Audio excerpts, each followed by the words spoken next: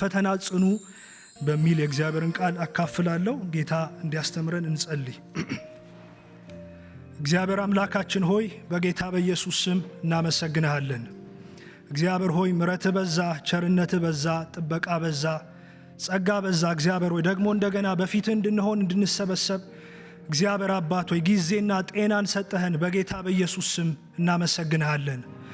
አንተ ሕያው ነህ እግዚአብሔር አባት ሆይ። ዛሬም መልእክት አለህ፣ ዛሬም የምትናገረው ነገር አለ ጌታ ሆይ። ወንዶች ሴቶች ልጆችህ አሁን በእግሮች ስር አለን እግዚአብሔር አባት ሆይ። ቃልህ ያለ መከልከል እንዲገለጥ የእግዚአብሔር መንፈስ ቅዱስ ለእያንዳንዳችን እንድታወራ እንድትናገረን በጌታ በኢየሱስ ስም እንጸልያለን። ለእኔም ለሚሰሙኝም እግዚአብሔር አባት ሆይ በጌታ በኢየሱስ ስም ጸጋ ይብዛልን። በጌታ በኢየሱስ ስም አሜን። የያዕቆብ መልእክት ምዕራፍ 1 ከቁጥር 2 ጀምሮ ወንድሞቼ ሆይ የእምነታችሁ መፈተን ትዕግስትን እንዲያደርግላችሁ አውቃችሁ ልዩ ልዩ ፈተና ሲደርስባችሁ እንደ ሙሉ ደስታ ቁጠሩት። ትዕግስትም ምንም የሚጎድላችሁ ሳይኖር ፍጹማንና ምሉዓን ትሆኑ ዘንድ ሥራውን ይፈጽም። ከእናንተ ግን ማንም ጥበብ ቢጎድለው ሳይነቅፍ በልግስና ለሁሉ የሚሰጠውን እግዚአብሔርን ይለምን፣ ለእርሱም ይሰጠዋል። ነገር ግን በምንም ሳይጠራጠር በእምነት ይለምን። የሚጠራጠር ሰው በነፋስ የተገፋና የተነቃነቀ የባህርን ማዕበል ይመስላልና። ሁለት ሐሳብ ላለው በመንገዱም ሁሉ ለሚወላውል ለዚያ ሰው ከጌታ ዘንድ አንዳች እንዲያገኝ አይምሰለው። ቁጥር 12 በፈተና የሚጸና ሰው የተባረከ ነው፣ ከተፈተነ በኋላ ለሚወዱት ተስፋ ስለ እርሱ የሰጣቸውን የሕይወትን አክሊል ይቀበላልና። ማንም ሲፈተን በእግዚአብሔር እፈተናለሁ አይበል፣ እግዚአብሔር በክፉ አይፈተንምና። እርሱ ራሱስ ማንንም አይፈትንም። ነገር ግን እያንዳንዱ በራሱ ምኞት ሲሳብና ሲታለል ይፈተናል። ከዚህ በኋላ ምኞት ጸንሳ ኃጢአትን ትወልዳለች፣ ኃጢአትም ካደገች በኋላ ሞትን ትወልዳለች ይላል። አሁን ያነበብኩላችሁ መልእክት ያነበብነው መልእክት ከርዕሱም እንደምንረዳው ይህንን መልእክት የጻፈው ያዕቆብ ነው። ነገር ግን እንደምታውቁት በመጽሐፍ ቅዱሳችን ብዙ ያዕቆቦች አሉና ይህንን መልእክት የጻፈው በጊዜው የነበረችው የኢየሩሳሌምን ቤተክርስቲያን ይመራ የነበረውና የኢየሱስ ክርስቶስ ወንድም የነበረው ያዕቆብ የጻፈው መልእክት ነው። መልእክቱ የተጻፈላቸው ሰዎች ደግሞ በተለያየ መከራ ውስጥ፣ ስደት ውስጥ፣ ፈተና ውስጥ እያለፉ ያሉ አይሁዳውያን ክርስቲያኖች ናቸው እና እንደምታስታውሱት በሐዋርያት ሥራ ምዕራፍ 7 እና 8 ላይ በኢየሩሳሌም ቤተክርስቲያን ላይ ስደት ከተነሳ በኋላ በእስጢፋኖስ መስዋዕትነት በኢየሩሳሌም ቤተክርስቲያን ላይ ስደት ከተነሳ በኋላ አማኞች ወደ ተለያየ ስፍራ ተበትነው ነበር እና ያዕቆብ መልእክቱን የጻፈላቸው ለነዚህ ለተበተኑት ክርስቲያኖች በተለያየ መከራ ውስጥ፣ ስደት ውስጥ፣ ፈተና ውስጥ እያለፉ ላሉ ክርስቲያኖች የተጻፈ መልእክት ነው። መጽሐፉ የተጻፈበት ዋና ዓላማ ደግሞ እነዚህ በመከራ ውስጥ፣ በስደት ውስጥ፣ በፈተና ውስጥ ያሉትን አማኞች ለማበረታታት እንደዚሁም ደግሞ እውነተኛ እምነት መገለጫው ስራ እንደሆነ፣ እውነተኛ እምነት መገለጫው ተግባር እንደሆነ፣ እምነት ያለ ስራ ከንቱ እንደሆነ ለማስተማር ለማሳሰብ የተጻፈ መልእክት ነውና እኛ አሁን ያነበብነው ምዕራፍ 1 ከቁጥር 2 እስከ 15 ባለው ላይ ያዕቆብ በመከራ ውስጥ፣ በስደት ውስጥ፣ በፈተና ውስጥ እያለፉ ያሉትን አማኞች ፈተና ሲደርስባቸው፣ ልዩ ልዩ ፈተና ሲደርስባቸው የሚጸኑ ከሆነ በእነሱ ሕይወት መከራው ስለሚያመጣው ውጤት፣ ፈተናው ስለሚያመጣው ውጤት፣ እንደዚሁም ደግሞ ለሚደርስባቸው ልዩ ልዩ ፈተና ምን አይነት ምላሽ መስጠት እንዳለባቸው የሚናገርበት ክፍል ነውና ሁላችን እንደምናውቀው የክርስትና ሕይወት ከፈተና የጸዳ አይደለም፣ ከመከራ የጸዳ አይደለም። በክርስትና ጉዞ ውስጥ በእምነት ጉዟችን ውስጥ ፈተና አይቀሬ ነው። ምንም እንኳን አንዳንዶች ፈተና የለብንም፣ መከራ የለብንም፣ በሽታ የለብንም፣ ስደት የለብንም እያሉ ቢያስተምሩም ነገር ግን ኢየሱስ ክርስቶስ እንደዚሁም ሐዋርያት ይህንን አላስተማሩንም። በብዙ ስፍራ ኢየሱስ ክርስቶስም ሐዋርያትም በአማኝ ሕይወት ውስጥ በክርስትና ሕይወት ውስጥ ፈተና ወይም መከራ አይቀሬ እንደሆነ ተናግረዋልና ታስታውሱ እንደሆነ ዮሐንስ ወንጌል ምዕራፍ 16 ቁጥር 33 ላይ ኢየሱስ ክርስቶስ በዓለም ሳላችሁ መከራ አለባችሁ፣ ነገር ግን አይዟችሁ እኔ ዓለምን አሸንፌዋለሁ። በዓለም ሳላችሁ መከራ ሊኖር ይችላል አይደለም፣ በዓለም ሳላችሁ መከራ አለባችሁ። ስለዚህ መከራ አይቀሬ ነው፣ ግን መከራው ደግሞ ፈተናው ደግሞ የተሸነፈ ነው። ሃሌሉያ። መከራው የተሸነፈ፣ በዓለም ሳላችሁ መከራ አለባችሁ፣ ነገር ግን አይዟችሁ እኔ ዓለምን አሸንፌዋለሁ አለና ሐዋርያው ጳውሎስም ለዛ ነው ሮሜ ምዕራፍ 8 ቁጥር 35 ላይ ከክርስቶስ ፍቅር ማን ይለየናል? መከራ ወይስ ስደት ወይስ ረሃብ ወይስ ራቁትነት ወይስ ፍርሃት ወይስ ማጣት አለና ቁጥር 37 ላይ በዚህ ሁሉ ግን በወደደን በእርሱ እናሸንፈዋለን አለ። ሃሌሉያ። በክርስትና ጉዟችን ውስጥ መከራ አለ፣ ስደት አለ፣ ፈተና አለ። ነገር ግን በወደደን በእርሱ መከራችንን እናሸንፈዋለን እና ኢየሱስ ክርስቶስ ያዕቆብ በእነዚህ ቁጥር 2 እስከ 15 ባለው ላይ ስለ ሁለት አይነት ፈተና ይናገራል። ከቁጥር 2 እስከ 15 ባለው ላይ አዲሱ መደበኛ ትርጉም ከቁጥር 2 እስከ 12 ያለውን ሁለቱንም ፈተና ይላቸዋል። የድሮው ግን የመጀመሪያውን መከራ ከዛ ደግሞ ፈተና ይለዋል። ከቁጥር 2 እስከ 12 ያለው መከራ ወይም ፈተና አማኞች ክርስቲያን በመሆናቸው በዚህ ምድር ሲኖሩ ሳለ ከውጪ ወደ ሕይወታቸው የሚመጣ አይቀሬ የሆነ ፈተና ነው።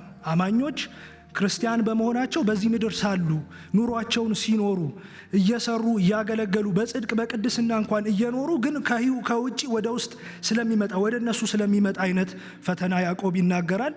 ከቁጥር 13 እስከ 15 ባለው ላይ ግን አማኞች ምንም እንኳን ክርስቲያን ቢሆኑም አማኝ ቢሆኑም በዚህ ምድር ባላቸው ቆይታ በራሳቸው ሐሳብና ምኞት ሲታለሉ፣ በስጋዊ ምኞት ሲታለሉ ወደ እነሱ ስለሚመጣ አይነት ፈተና ይናገራልና እኛ አሁን የምንቆየው የመጀመሪያው ፈተና የመጀመሪያው መከራ ላይ አማኞች በዚህ ምድር ሲኖሩ አይቀሬ ስለሆነው ፈተና በራሳቸው ሐሳብና ምኞት ሲታለሉ ሳይሆን በጽድቅ እየኖሩ በቅድስና እየኖሩ እግዚአብሔርን በመፍራት እየኖሩ ግን እንደ እግዚአብሔር ፈቃድ ወደ ሕይወታቸው ስለሚመጣ አይነት ፈተና ወይም መከራ እና ደግሞ ለዛ ምን አይነት ምላሽ መስጠት እንዳለብን ያዕቆብ እንግዲህ የተናገረውን ዛሬም አብረን እናያለንና ያዕቆብ ስለ ፈተናው ሲናገር ምዕራፍ 1 ቁጥር 2 እና 3 ላይ እንደዚህ ይላል። ወንድሞቼ ሆይ የእምነታችሁ መፈተን ትዕግስትን እንዲያደርግላችሁ አውቃችሁ ልዩ ልዩ ፈተና ሲደርስባችሁ እንደ ሙሉ ደስታ ቁጠሩት። ልዩ ልዩ ፈተና ቢደርስባችሁ ሳይሆን ልዩ ልዩ ፈተና ሲደርስባችሁ፣ ፈተናው አይቀሬ እንደሆነ ያዕቆብ ይናገራል። ኢየሱስ ክርስቶስ በዓለም ሳላችሁ መከራ አለባችሁ እንዳለ ያዕቆብም እዚህ ጋር ለእነዚህ አማኞች ልዩ ልዩ ፈተና ሲደርስባችሁ የሚለው ፈተናው 50-50 ሳይሆን ፈተና አይቀሬ እንደሆነ መከራ አይቀሬ እንደሆነ ይነግራቸዋል። ሌላው ደግሞ ልዩ ልዩ ፈተና እንደሆነ ይናገራል። ፈተናው አንድ አይነት ላይሆን ይችላል። ፈተናው ስደት ላይሆን ይችላል። መገፋት ብቻ ላይሆን ይችላል።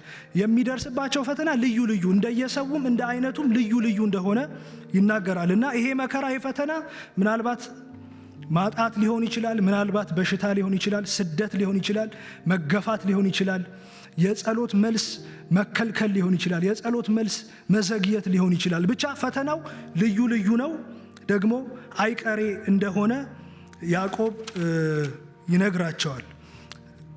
የክርስትና ሕይወት አልጋ ባልጋ አይደለም። መጽሐፍ ቅዱስ ያንን አላስተማረ። የእኛ ሕይወት ራሱ ያንን አላስተማረም። በዚህ አባቶች አላችሁ፣ በብዙ ፈተና ውስጥ፣ በብዙ መከራ ውስጥ፣ በብዙ ስደት ውስጥ ያላችሁ። የክርስትና ሕይወት አልጋ ባልጋ አይደለም። መከራ አለው፣ ስደት አለው፣ ፈተና አለው፣ ማጣት አለው። ጸሎታችን አንዳንዴ ይከለከላል፣ ይዘገያል፣ እግዚአብሔር እኛን ሊሰራ ሲፈልግ። በዚህ ሁሉ ግን በወደደን በእርሱ መከራችንን እናሸንፈዋለን። አሜን። እና ያዕቆብ ፈተናው ልዩ ልዩ እንደሆነ ደግሞ አይቀሬ እንደሆነ ይነግራቸውና በዚህ መከራ ውስጥ በዚህ ፈተና ውስጥ ደግሞ ሲጸኑ ይህ መከራ ይህ ፈተና በእነሱ ሕይወት ስለሚያመጣው ውጤት እንደዚሁም ደግሞ ለዚህ ፈተና ምን አይነት ምላሽ መስጠት እንዳለባቸው ይናገራልና መከራው ወደ ሕይወታቸው ሲመጣ ፈተናው ወደ ሕይወታቸው ሲመጣ በፈተናው የሚጸኑ ከሆነ በመከራው የሚጸኑ ከሆነ በእነሱ ሕይወት ስለሚያመጣው ውጤት ሲናገር የመጀመሪያው ይህ መከራ ይህ ፈተና መንፈሳዊ ብስለትን እንደሚያመጣ ይነግራቸዋል። ይህንን ያዕቆብ 1 2 እና 3 ላይ እናገኘዋለን። ቁጥር 2 እና 3 ላይ እንደዚህ ይላል፣ ወንድሞቼ ሆይ የእምነታችሁ መፈተን ትዕግስትን እንዲያደርግላችሁ አውቃችሁ ልዩ ልዩ ፈተና ሲደርስባችሁ እንደ ሙሉ ደስታ ቁጠሩት። ትዕግስትም ምንም የሚጎድላችሁ ሳይኖር ፍጹማንና ምሉዓን ትሆኑ ዘንድ ሥራውን ይፈጽም። በመከራ ስትጸኑ፣ በፈተና ስትጸኑ ፈተናው እናንተን ፍጹማንና ምሉዓን እንድትሆኑ ይሰራችኋል። ፍጹማንና ምሉዓን መንፈሳዊ ብስለትን፣ ማቹሪቲን፣ የእምነት መጠንከርን የሚያሳይ ነውና የመጀመሪያው በመከራ ስትጸኑ፣ በፈተና ስትጸኑ ፈተናው በእናንተ ላይ መንፈሳዊ ብስለትን ያመጣል። ፍጹማን እንድትሆኑ፣ ምሉዓን እንድትሆኑ ይሰራችኋል። እግዚአብሔርን ወደ መምሰል ያመጣችኋል። እምነታችሁን ያጠነክረዋል፣ ሕይወታችሁን ይሰራዋል በማለት ይናገራልና ታስታውሱ እንደሆነ የኢዮብን ሕይወት ኢዮብ በእግዚአብሔር ፈቃድ ፈተና ወደ ሕይወቱ የመጣ ሰው ነበር። ሀብቱን አጥቷል፣ ጤናውን አጥቷል፣ ልጆቹን አጥቷል፣ ጓደኞቹ ከድተውታል፣ ሚስቱ ከድተዋለች፣ አልተረዳችሁም። ግን በዚህ ሁሉ ውስጥ ኢዮብ በመከራው በመጽናቱ፣ በፈተናው በመጽናቱ እግዚአብሔር በሕይወቱ ላይ የበለጠ እምነቱን ሲሰራው፣ መንፈሳዊ ብስለትን ሲሰጠው፣ የበለጠ እምነቱን ሲያጠነክ፣ የበለጠ ስለ እግዚአብሔር ስለ ራሱ እንዲረዳ ሲያደርገው እንመለከታለንና ብዙ መከራ ካለፈበት በኋላ፣ ብዙ ፈተና ካለፈበት በኋላ ልጆቹን አጥቶ፣ ሀብቱን አጥቶ፣ ጤናውን አጥቶ በመከራ ካለፈ በኋላ ኢዮብ እንደዚህ አለ። ኢዮብ ምዕራፍ 42 ቁጥር 2 ላይ ሁሉን ታደርግ ዘንድ ቻይ እንደሆንክ ሐሳብህም ይከለከል ዘንድ ከቶ እንደማይቻል አወቅኩ። መስማትንስ በጆሮ በመስማት ሰምቼ ነበር፣ አሁን ግን ዓይኔ አየች። ኢዮብ በደረሰበት ፈተና ሁሉ የጸና ሰው ስለነበር እግዚአብሔር የበለጠ እግዚአብሔርን እንዲያውቀው መከራው ሲያደርገው ታያላችሁ። ሁሉን ታደርግ ዘንድ ቻይ እንደሆንኩ አወቅኩ፣ አሁን ገባኝ። ሁሉን ታደርግ ዘንድ ቻይ እንደሆንክ ሐሳብህ ከቶ እንደማይከለከል ገባኝ። መስማትን ሰምቼ ነበር፣ አሁን ግን ዓይኔ አየች። አሁን ይበልጥ አወቅኩ፣ አሁን ይበልጥ ተረዳሁ፣ አሁን ይበልጥ ገባኝ፣ አሁን ይበልጥ ተረዳሁ እያለ ሲናገር እንመለከታለንና አንዳንዴ መከራ ሲመጣ ወደኛ፣ ፈተና ሲመጣ ይበልጥ ስለ እግዚአብሔር እንድናውቅ፣ ይበልጥ እግዚአብሔርን እንድንረዳ፣ ይበልጥ ወደ እሱ እንድንቀርብ፣ ፊቱን እንድንፈልግ፣ እንድንጸልይ ያደርገናልና በመከራ መጽናት ይሁንልን፣ በፈተናችን መጽናት ይሁንልን። አንድ የመጽሐፍ ቅዱስ አስተማሪ እንደዚህ አለ፣ እግዚአብሔር ሁልጊዜ በሕይወት ውስጥ 10,000 ነገሮችን እየሰራ ነው። አንተ ግን ከነዚህ ውስጥ 3ቱን ብቻ ታውቅ ይሆናል። መከራ ደግሞ ወደ ክርስቶስ መልክ ሊቀርጸን ከሚጠቀምብን ዋና ዋና መሳሪያዎቹ አንዱ ነው። አንዳንዴ በሕይወታችን ውስጥ እየሆነ ያለው እያለፍንበት ያለው ነገር ግልጽ ብሎ ላይገባን ይችላል፣ ላንረዳው እንችላለን። የምናልፍበት ፈተና ግን፣ የምናልፍበት መከራ ግን በራሳችን ሐሳብና ምኞት ተታለን የገባንበት አይሁን እንጂ፣ እንደ እግዚአብሔር ፈቃድ ወደኛ ሕይወት የመጣ አይሁን እንጂ እግዚአብሔር እኛን ክርስቶስን መልክ በእኛ ሊሰራ፣ እምነታችንን ሊያጠነክር፣ ሕይወታችንን ሊሰራ፣ ይበልጥ ከእግዚአብሔር ጋር ሊያጣብቀን ነውና አንደኛው ያዕቆብ የሚነግራቸው በልዩ ልዩ ፈተና ውስጥ እያለፉ፣ በመከራ ውስጥ በስደት ውስጥ እያለፉ ያሉትን በመከራው ስትጸኑ፣ በፈተናው ስትጸኑ፣ ስታጉረመርሙበት አይደለም፣ እያመሰገናችሁ እያመለካችሁ ስትጸኑ መከራው ወይም ፈተናው መንፈሳዊ ብስለትን ይሰጣችኋል፣ ፍጹማንና ምሉዓን እንድትሆኑ ይሰራችኋል እያለ ይናገራል። ሁለተኛ በመከራ ስትጸኑ፣ በፈተና ስትጸኑ ይሄ መከራ ይሄ ፈተና የሕይወትን አክሊል እንደሚያስገኝ ይነግራቸዋል። ቁጥር 12 ላይ በፈተና የሚጸና ሰው የተባረከ ነው፣ ከተፈተነ በኋላ ለሚወዱት ተስፋ ስለ እርሱ የሰጣቸውን የሕይወትን አክሊል ይቀበላልና። በፈተና ውስጥ ስታልፉ፣ በመከራ ውስጥ ስታልፉ፣ ስትጸኑ ፈተናው መከራው መንፈሳዊ ብስለትን ይሰጣችኋል፣ ሕይወታችሁን ይሰራዋል፣ እምነታችሁን ያሰራዋል። በፈተናው ደግሞ ጸንታችሁ ስትቆሙ ፈተናው የሕይወትን አክሊል ያስገኝላችኋል። የሕይወትን አክሊል ራሱ ፈተናው አያስገኝም፣ ግን በፈተናው የሚጸኑ ናቸው የሕይወትን አክሊል የሚቀበሉት። በፈተናው የሚጸኑ ናቸው የዘላለም ሕይወትን የሚያገኙት። በፈተና ጀምረን በፈተና አንጨርስም ማለት ነው። በመከራ ጀምረን በመከራ አንጨርስም ማለት ነው። በፈተና ጀምረን በክብር እንጨርሳለን። በፈተና ጀምረን የሕይወትን አክሊል እንቀበላለን። የዘላለም ሕይወትን እንቀበላለን። ሃሌሉያ። መልእክት አለኝ ዛሬ በልዩ ልዩ ፈተና ውስጥ እያለፋችሁ ያላችሁ፣ በመከራ ውስጥ እያለፋችሁ ያላችሁ፣ ጌታ ሆይ በሕይወቴ ለምንድን ነው ይሄ የሚሆነው?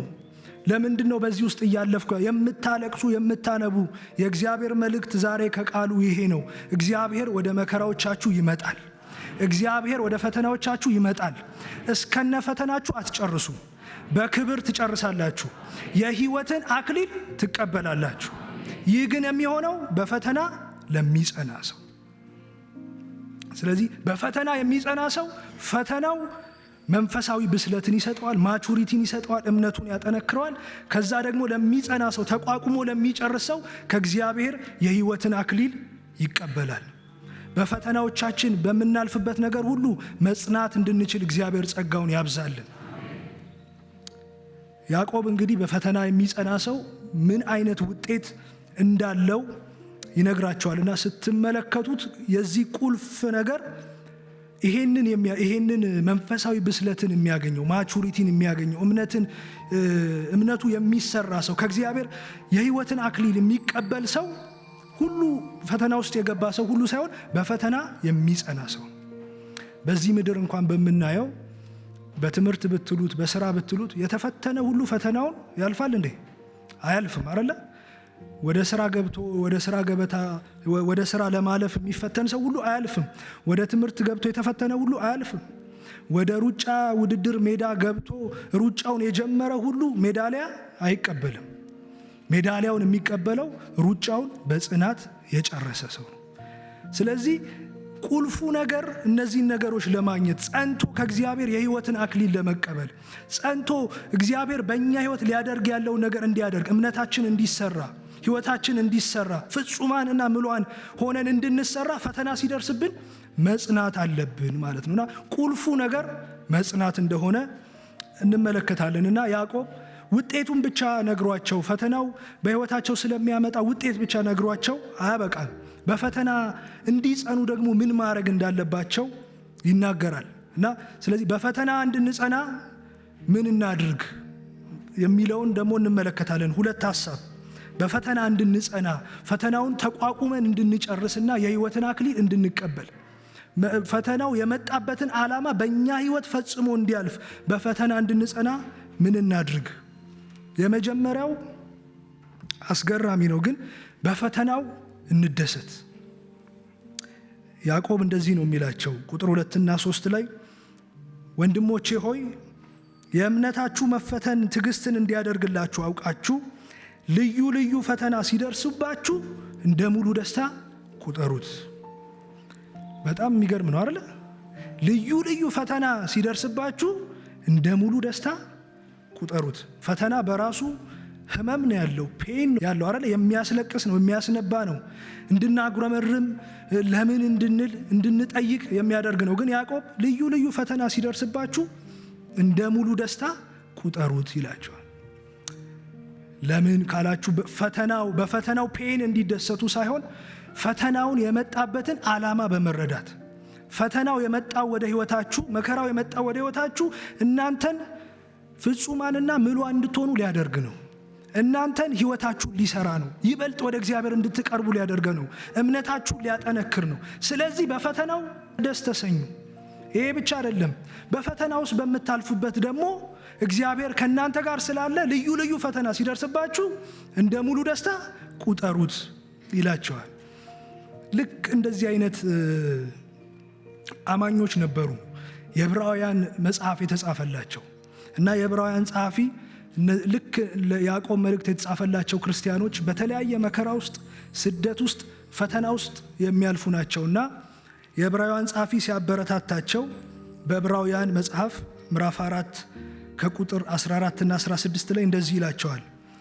እንግዲህ በሰማያት ያለፈ ትልቅ ሊቀ ካህናት የእግዚአብሔር ልጅ ስላለን ጸንተን ሃይማኖታችንን እንጠብቅ። ከኃጢአት በቀር በነገር ሁሉ እንደኛ የተፈተነ ነው እንጂ በድካማችን ሊራራልን የማይችል ሊቀ ካህናት የለንም። እንግዲህ ምሕረትን እንድንቀበል በሚያስፈልገን ጊዜ የሚረዳንን ጸጋ እንድናገኝ ወደ ጸጋው ዙፋን በእምነት እንቅረብ። ቁጥር 15 ከኃጢአት በቀር በነገር ሁሉ እንደኛ የተፈተነ ነው እንጂ በድካማችን ሊራራልን የማይችል ሊቀ ካህናት የለንም።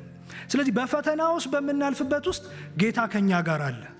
በፈተና ውስጥ በምናልፍበት ውስጥ የኛ ፈተና የሚገባው እንደኛ ሰው የሆነ ኃጢአት ግን ያልሰራ ኢየሱስ ከኛ ጋር አለ። ሃሌሉያ! የሚረዳን የሚያግዘን ጸጋን የሚያበዛልን ኢየሱስ ከኛ ጋር አለ። ይሄ ነው አንደኛው መልእክቴ። በፈተና ውስጥ እያለፋችሁ ያላችሁ፣ በመከራ ውስጥ እያለፋችሁ ያላችሁ፣ በእግዚአብሔር ፊት የምታለቅሱበት የምታነቡበት ነገር ያላችሁ ጌታ ከናንተ ጋር አለ።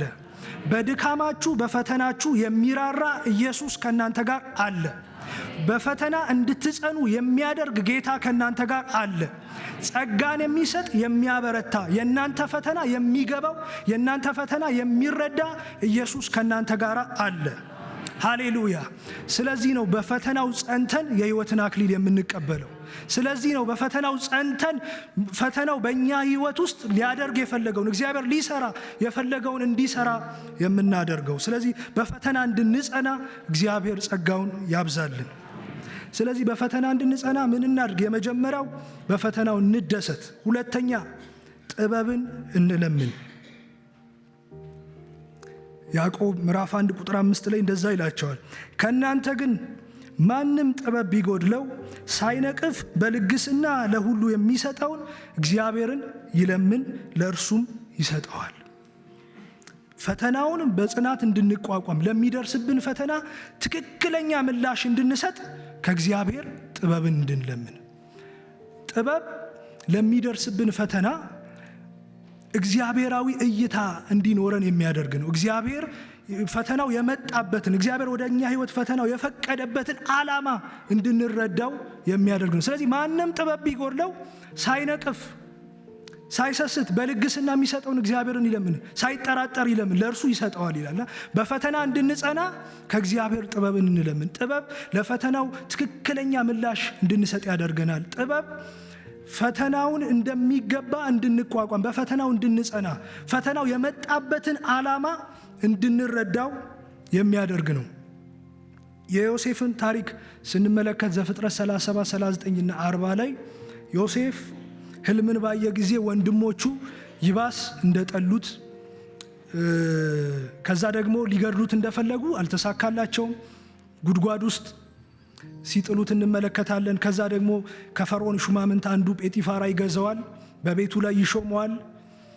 ዮሴፍ በጽድቅ የሚሄድ ሰው ነበር፣ በቅድስና የሚሄድ ሰው ነበር፣ እግዚአብሔርን በመፍራት የሚሄድ ሰው ነበር። እግዚአብሔር በነገር ሁሉ የባረከው ሰው ነበር። ግን የጴጢፋራ ሚስት ደግሞ በሱ ላይ ተነስታ በሐሰት ከሳው እስር ቤት ሲጣል እንመለከታለን። በዚህ ሁሉ ውስጥ ግን ዮሴፍ በፈተና ውስጥ በመጽናቱ፣ በመከራው በመጽናቱ ወንድሞቹ ላይ ሲያጉረመርም አንመለከትም። እግዚአብሔር ላይ ሲያጉረመርም አንመለከትም። እስከ መጨረሻው ዮሴፍ በፈተናው የጸና ሰው ነበር። እስከ መጨረሻው ዮሴፍ ፈተናውን ተቋቁሞ ሳያጉረመርም እግዚአብሔርን እያመሰገነ የጸና ሰው ነበርና ይሄ ሁሉ ፈተና፣ ይሄ ሁሉ መከራ፣ ያ ሁሉ እስር ቤት መግባት፣ መከዳት ምናምን ካለፈ በኋላ በግብፅ ንጉሥ ከሆነ በኋላ ወንድሞቹ ወደ እርሱ ቀርበው እንደሚበቀላቸው ስላደረሱበት ነገር እንደሚበቀላቸው አስበው ሲናገሩ ዮሴፍ ይህን ምላሽ ሰጠ። ዘፍጥረት ምዕራፍ 50 ቁጥር 20 ላይ እንደዚህ አላቸው። ለወንድሞቹ ነው የሚናገረው። እናንተ ክፉ ነገርን አሰባችሁብኝ፣ እግዚአብሔር ግን ዛሬ እንደሆነው ብዙ ሕዝብ እንዲድን ለማድረግ ለመልካም አሰበው። እናንተ ክፉ አሰባችሁብኝ፣ ይሄ ሁሉ ነገር እንዲደርስብኝ አደረጋችሁ። የእግዚአብሔር ሐሳብ ግን ለመልካም ነበር። ለምን? ብዙዎች እንዲድኑ፣ እስራኤል እንድትድን፣ ወንድሞቹ እንዲድኑ፣ ቤተሰቦቹ እንዲድኑ እግዚአብሔር ለመልካም አስበው ይላልና የዮሴፍ እይታ መከራው ለጉዳት እንደመጣበት ሳይሆን ለጥቅም እንደመጣ ተረድቶ ነበር። የዮሴፍ እይታ ሰዋዊ ሳይሆን እግዚአብሔራዊ እይታ ነበር። ይህን የሚሰጥ ደግሞ ጥበብ ነው። ስለዚህ ጥበብ ፈተና ሲደርስብን፣ መከራ ሲደርስብን የፈተናውን ዓላማ እንድንረዳው፣ ፈተናው ወደ እኛ ሕይወት የመጣበትን ዓላማውን እንድንረዳ ደግሞ ለፈተናው ትክክለኛ ምላሽ እንድንሰጥ ያደርገናልና እግዚአብሔር ጥበብን ይስጠን። እግዚአብሔር ጥበብን ይጨምርብን። አንድ ምሳሌ ተናግሬ ሐሳቤን እጠቀልላለሁ። አንድ ሰው እንደዚህ ሲናገር ሰማሁት። አንድ ሴት በተለያዩ ፈተናዎች ውስጥ በልዩ ልዩ ፈተናዎች ውስጥ ታልፍ ነበርና እሷ የምታመልክበት ቤተክርስቲያን ቄስ ወደ ቤቷ ሄዶ ይጎበኛታል። እግዚአብሔር ያበርታሽ፣ እግዚአብሔር ያጽናሽ እያለ ያበረታታታል። ደግሞም እጸልይልሻለሁ ይላታል። ልክ ይሄንን ሲላት ቄስ ስለምትጸልይልኝ በጣም አመሰግናለሁ፣ ግን ለምንድን ነው የምትጸልይልኝ ስትለው አይ እግዚአብሔር እንዲያበረታሽ፣ እግዚአብሔር እንዲያጸናሽ ጸልይልሻለሁ አላት። ቄስ ስለ ጸሎታ አመሰግናለሁ፣ ግን አንድ ተጨማሪ ነገር ደግሞ እንድትጸልይልኝ እፈልጋለሁ። ይኸውም በማልፍባቸው ልዩ ልዩ ፈተናዎች ውስጥ እግዚአብሔር ያሰበውን መልካም ነገር እንዳላጣ እግዚአብሔር ጥበብን እንዲሰጠኝ ጸልይልኝ አለችው። እና እቺ ሴት ያዕቆብ ምዕራፍ 1:5 የተረዳች ሴት ትመስለኛለች። እግዚአብሔር ፈተና ወደ እሷ ሲመጣ፣ መከራ ወደ እሷ ሲመጣ እግዚአብሔር መልካም ነገር አስቧል፣ ሊሰራኝ አስቧል፣ የሆነ ነገር በሕይወቴ ሊያደርግ አስቧል፣ ወይ የበለጠ ወደ እሱ እንድቀርብ ሊያደርገኝ እምነቴን ሊያጠነክር አስቧል። እና መልካም ነገር እንዳላጣ ጥበብን እንዲሰጠኝ፣ ከዛ ነገር ከውጤቱ ጋር እንዳልተላለፍ ጥበብን እንዲሰጠኝ ጸልይልኝ አለችውና እግዚአብሔር በሚመጣብን በምናልፍበት ልዩ ልዩ ፈተና እግዚአብሔር ፊት በምንጮህበት በምናለቅስበት ግራ ለሚገባን ግልጽ ብሎ እንኳን ባልገባን ነገር ላይ እግዚአብሔር ያሰበውን መልካም ነገር አውቀን ለዛ በቂ ምላሽ ትክክለኛ ምላሽ እንድንሰጥ እግዚአብሔር ጥበብን ይስጠን። ሐሳቤን እጠቀልላለሁ። ያዕቆብ በክርስቲያን ሕይወት ውስጥ በምታልፉበት ሕይወት ውስጥ ፈተና ወይም መከራ አይቀሬ እንደሆነ ይነግራቸዋል። ግን በፈተናው ሲጸኑ፣ በመከራው ሲጸኑ፣ እያመሰገኑ ጌታን እያከበሩ እያመለኩ ሲጸኑ፣ ሳያጉረመርሙ ተቋቁመው ሲጸኑ ፈተናው መንፈሳዊ ብስለትን ይሰጣቸዋል። ሁለተኛ ደግሞ በፈተናው ስትጸኑ፣ ፈተናውን ተቋቁማችሁ ስትጨርሱ ከእግዚአብሔር የሕይወትን አክሊል ትቀበላላችሁ። ታዲያ በፈተናው እንድንጸና ምን እናድርግ? በፈተናው እንደሰት። ጌታ ከኛ ጋር ስላለ እንደሰት። ፈተናው ለጥቅማችን እንጂ ለጉዳታችን ስላልመጣ በዛ እንደሰት። ሌላስ ለፈተናው ትክክለኛ ምላሽ እንድንሰጥ እግዚአብሔር ጥበብን እንዲሰጠን እንለምን፣ እንጸልያለን። እናመሰግንሃለን እግዚአብሔር ሆይ፣ ስምህ ለዘላለም ይባረክ። ዛሬ ደግሞ በዚህ መልኩ ወደ እያንዳንዳችን ሕይወት ስለመጣ እግዚአብሔር አባት ሆይ ቃልህን ስለላክልን፣ መልእክትን ስለላክልን በጌታ በኢየሱስ ስም እናመሰግንሃለን። እግዚአብሔር አባት ሆይ ደግሞ በመጣው ቃል ላይ ቆመን እንጸልያለን። ጌታ ሆይ ቃልህ ሕይወት ነው፣ ቃልህ መንፈስ ነው፣ ቃልህ የሚሰራ ነው። እግዚአብሔር ሆይ በልዩ ልዩ ፈተና ውስጥ እያለፉ ላሉ እግዚአብሔር አባት ሆይ በፈተናው መጽናት የሚችሉበት ጸጋ እንዲለቀቅ በጌታ በኢየሱስ ስም እንጸልያለን። እግዚአብሔር አምላክ ሆይ በጌታ በኢየሱስ ስም የሚረዳ ያንተ እጅ፣ የሚያግዝ ያንተ እጅ፣ የሚያጽናና ያንተ እጅ በእያንዳንዳቸው ላይ እንዲሆን እግዚአብሔር አባት ሆይ በጌታ በኢየሱስ ስም እንለምንሃለን። እግዚአብሔር አባት ሆይ በጌታ በኢየሱስ ስም ግራ ለተጋቡ ለሚያለቅሱ እግዚአብሔር አባት ሆይ በልዩ ልዩ ፈተና ውስጥ እያለፉ ላሉ ያንተ ጥበብ እንዲሰጣቸው፣ ያንተ ጸጋ እንዲሰጣቸው፣ የእግዚአብሔር መንፈስ እንድታበረታቸው፣ ይህንን መከራ እንዲያልፉት፣ እንዲወጡት፣ እንዲጸኑ ጸጋህ እንዲያግዛቸው እግዚአብሔር አባት ሆይ በጌታ በኢየሱስ ስም እንጸልያለን። ጌታ ሆይ ሁላችን በዚህ ያለን ደካሞች ነን። ጌታ ሆይ በራሳችን አንችልም። እግዚአብሔር አባት ሆይ ያንተ ጸጋህ እንዲያግዘን፣ ያንተ ኃይል እንዲጨመርልን፣ መንፈስ ቅዱስ እንድታግዘን በጌታ በኢየሱስ ስም እንጸልያለን። ስለ ሁሉ እናመሰግንሃለን በጌታ በኢየሱስ ስም አሜን።